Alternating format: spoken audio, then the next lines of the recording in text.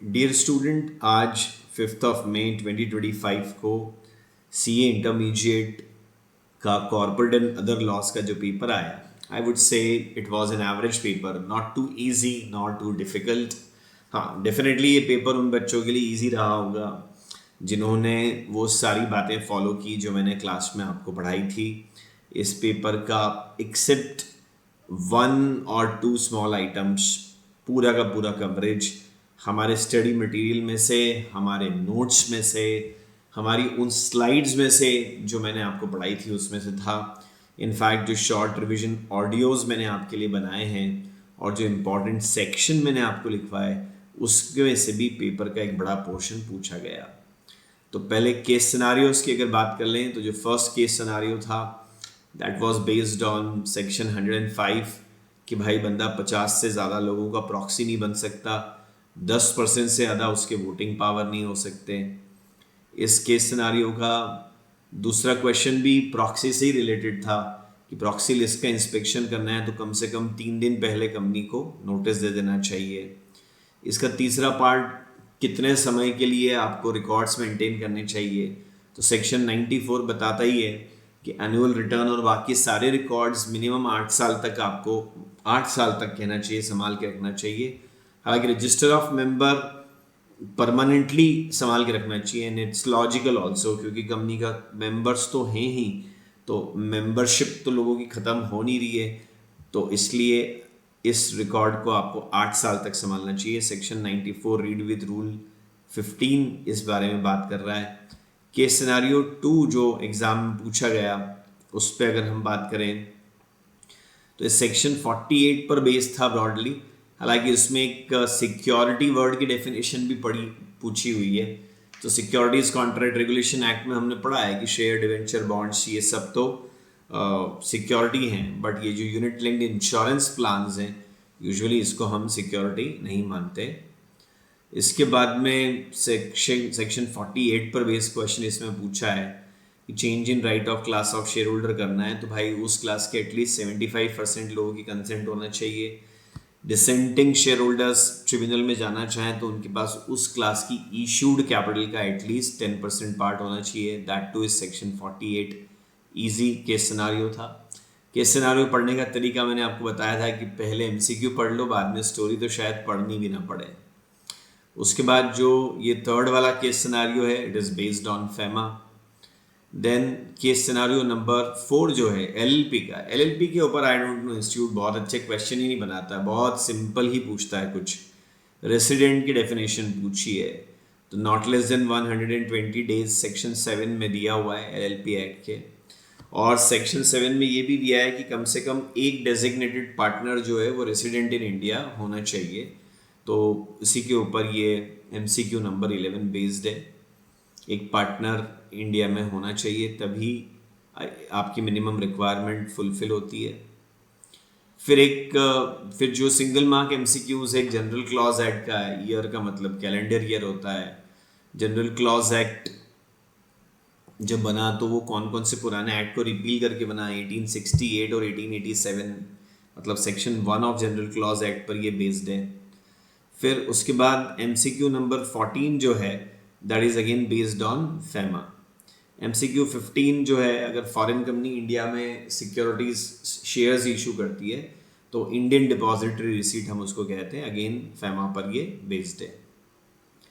फिर इसके बाद डिस्क्रिप्टिव क्वेश्चंस पर अगर हम आते हैं तो डिस्क्रिप्टिव क्वेश्चन में जो क्वेश्चन नंबर 1A है, एक्चुअली ये हमारे सेक्शन 7 पर बेस्ड है कि आपको कंपनी का इनकॉर्पोरेशन कराना है। तो कुछ लोगों को मेमोरेंडम ऑफ एसोसिएशन साइन करना पड़ता है जिनको हम सब्सक्राइबर्स कहते हैं। अब ऑब्वियस सी बात है कि अगर बंदा इंडियन है, इंडिया का रेसिडेंट है, तो वो खुद ही साइन कर देगा। लेकिन अगर बॉडी कॉर्पोरेट को आप सब्सक्राइबर टू मेमोरेंडम बनाते हो तो उसका डायरेक्टर या ऑथोराइज सिग्नेटरी साइन करेगा।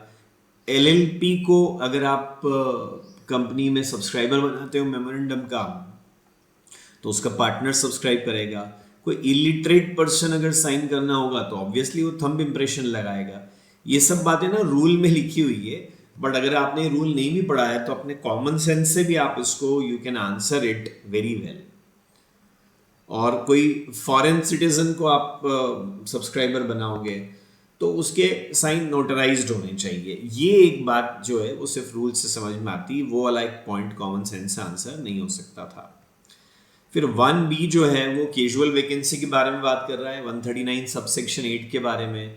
कैजुअल वैकेंसी 30 दिन में बोर्ड फिलअप करता है, पर अगर यही कैजुअल, अच्छा ये बंदा अगली एजीएम तक ही काम करता है, ये 6 साल के लिए नहीं होता है। फिर इसके बाद में कैजुअल वैकेंसी अगर रेजिग्नेशन से आई है तो फिर बोर्ड के अपॉइंटमेंट के बाद अगले 3 महीने में ईजीएम के थ्रू भी अप्रूवल मिलना चाहिए। That was section question 1B। इसके बाद में क्वेश्चन 1C फेमा पर बेस्ड है। क्वेश्चन 2A की अगर हम बात कर रहे हैं तो ये डिपॉजिट रूल्स के बारे में बात कर रहा है।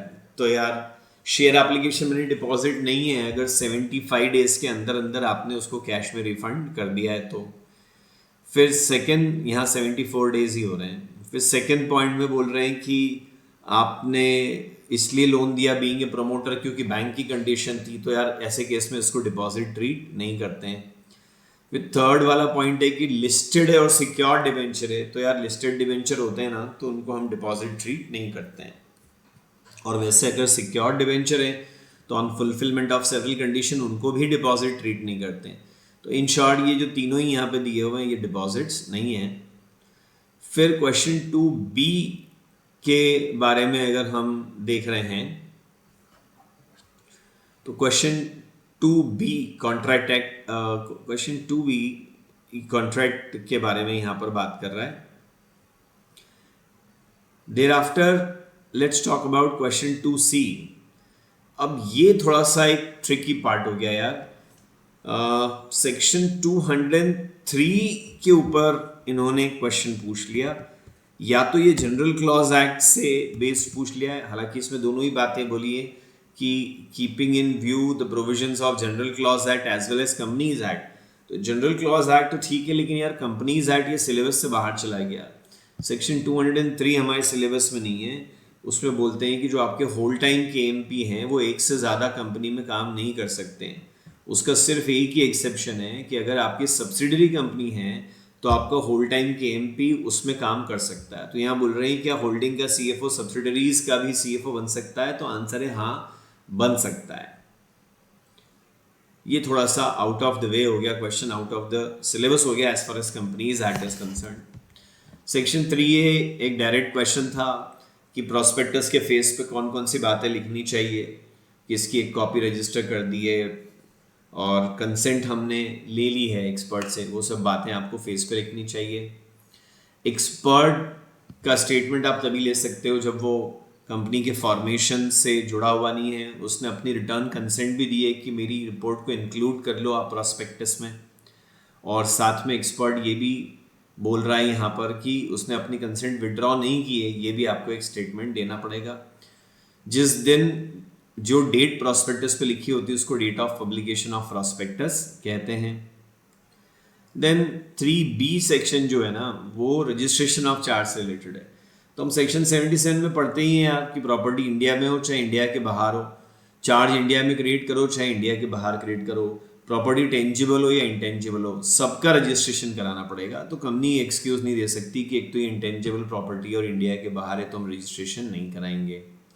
फ्लोटिंग चार्ज क्या होता है, मैंने आपको पढ़ाया था कि असेट स्पेसिफिकली आइडेंटिफाइड हो तो फिक्स चार्ज है, असेट बदलती रह सकती हो और प्रेजेंट और फ्यूचर एसेट पे चार्ज हो तो उसको फ्लोटिंग चार्ज कहते हैं। जब आप लोन चुकाने में डिफॉल्ट करते हैं तो ये चार्ज क्रिस्टलाइज हो जाता है, तो इस तरह से conversion of floating charge to fix charge होता है, इसको हम क्रिस्टलाइजेशन ऑफ चार्ज भी कहते हैं। वी हैव स्टडीड दिस, हमारे नोट्स और स्लाइड में भी ये सब चीज़ें ऑलरेडी कवर्ड हैं।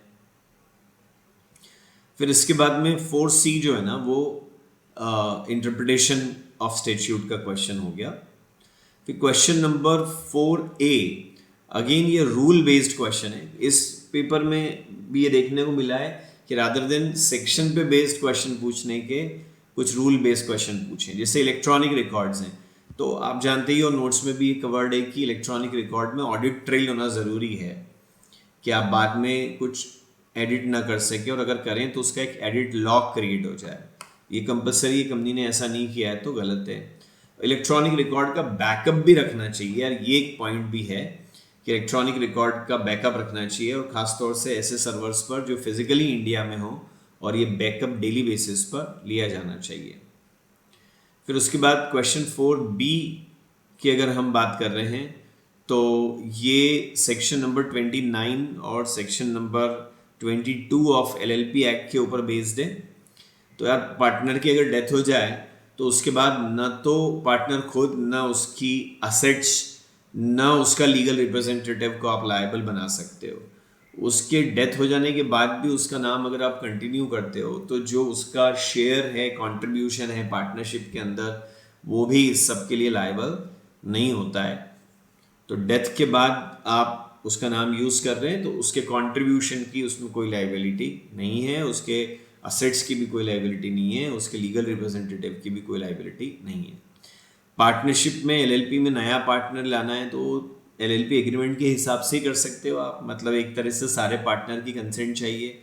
यहाँ एक पार्टनर ने अपनी मर्जी से ही अपना LLP में हिस्सा जो है वो ट्रांसफ़र कर दिया तो वो एक्सेप्टेबल नहीं है। बाकी के पार्टनर्स उस बंदे को LLP के मैनेजमेंट में पार्टिसिपेट करने से डिनाई कर सकते हैं, क्योंकि इसमें एक सेक्शन 22 के अलावा ये वाला एक सेक्शन भी अप्लीकेबल होगा कि LLP में आपका जो हिस्सा है, कंट्रीब्यूशन है या प्रॉफिट में जो हिस्सा है, वो तो आप ट्रांसफ़र कर सकते हो, बट उससे बाय डिफ़ॉल्ट सामने वाले को मैनेजमेंट का राइट नहीं आता है। मैनेजमेंट राइट तो तभी आएगा जब इस बंदे को खुद को पार्टनर बना लिया जाए LLP में। देन इसके बाद में 4C again interpretation of statute का क्वेश्चन है। सेक्शन 132 का क्वेश्चन है, क्वेश्चन नंबर 5A, जिसमें नफड़ा की क्या फंक्शनिंग्स है, किस तरह से वो मॉनिटरिंग करेगा, नोट्स में ये कवर्ड है। उसके फंक्शंस को आपको यहाँ पर डिफाइन करना है। फिर क्वेश्चन 5B जो है वो LLP और कंपनी में 5 डिफरेंस करने को बोलता है। हमने 15 डिफरेंस लिखे हुए हैं और पढ़े हुए हैं, बहुत ही आसान क्वेश्चन था ये भी। फिर इसके बाद में 5C जनरल क्लॉज एक्ट का एक क्वेश्चन हो जाता है। क्वेश्चन 6A जो है वो registration of satisfaction of charge की बात करता है कि यार आपने लोन चुका दिया तो उसके बाद सेक्शन 82 बोलता है कि उस चार्ज का 30 डेज में आपको रजिस्ट्रेशन कराना चाहिए नॉर्मल फीस के साथ, और 30 दिन में अगर आप सेटिस्फेक्शन ऑफ चार्ज का रजिस्ट्रेशन नहीं कराते हो तो फिर आपको 300 दिन में रजिस्ट्रेशन करा लेना चाहिए विद लेट फीस। हालांकि अगर आप उससे भी ज़्यादा लेट हो जाओ तो फिर सेक्शन 87 है कि सेंट्रल गवर्नमेंट के पास जाकर के और आप माफ़ी मांग सकते हो, और अगर आपको वो माफ़ कर दें तो फर्दर डिलेड चार्ज का भी रजिस्ट्रेशन आप करवा सकते हो। That was question 6A। उसके बाद में 6B जो है फॉरेन कंपनी से रिलेटेड है कि फॉरेन कंपनी के ऊपर चैप्टर 22 अप्लीकेबल है, बट इसकी अगर 50% या ज़्यादा होल्डिंग इंडियन कंपनी है, इंडियन सिटीजन के पास है, तो चैप्टर 22 और बाकी के प्रोविजन से इस कंपनी के ऊपर इस तरह से लगने लग जाएंगे जैसे कि ये एक फॉरेन कंपनी नहीं, एक रेगुलर कंपनी हो। This is 6B। 6C again एक फेमा का क्वेश्चन है। तो एक या दो छोटे क्वेश्चंस में कहूँगा कि थोड़े आउट ऑफ सिलेबस से आए गए हैं।